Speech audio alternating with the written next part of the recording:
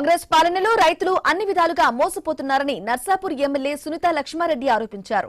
కొనుగోలు కేంద్రాలకు ధాన్యాన్ని తీసుకువచ్చిన రైతులకు కన్నీరే మిగులుతోందని చెప్పారు.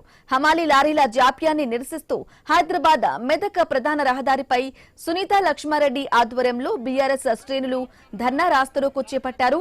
కొనుగోలు కేంద్రాలకు వెంటనే లారీలను పంపించాలని రోడ్డుపై బైఠాయించి డిమాండ్ చేశారు.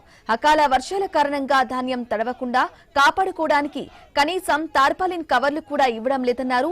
ప్రభుత్వం వెంటనే స్పందించి కొనుగోలు కేంద్రాల్లో పేరుకుపోయిన ధాన్యాన్ని రైస్ మిల్లులకు తరలించారని డిమాండ్ చేశారు.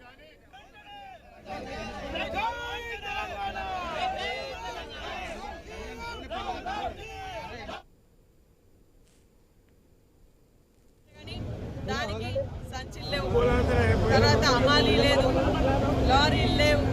అవి ఏదో కష్టపడి ఒక లారీ వస్తే దానికోసం సీరియల్ అని చెప్పేసి పెడితే ఒక్కొక్క గ్రామానికి కనీసం ఏంటంటే 30 నుంచి 40 రోజుల వరకు కూడా మరి పంపించినా కూడా ఈ రోజు ధాన్యం తరగనంత ధాన్యం వచ్చింది. అయినప్పటికీ కూడా ఈ రోజు ప్రభుత్వం మరి నీరుగా అన్నట్టుంది, అస్సలు స్పందననే లేదు. ముఖ్యంగా ఏంటంటే అసలు అడ్మినిస్ట్రేషన్ అనేది పూర్తిగా లోపించింది. ప్రభుత్వం ముందే చర్యలు తీసుకోవాల్సినటువంటి అవసరం ఉన్నా ఈ రోజు తీసుకోకపోవడం వల్లే ఇటువంటి పరిస్థితులు ఉన్నాయి.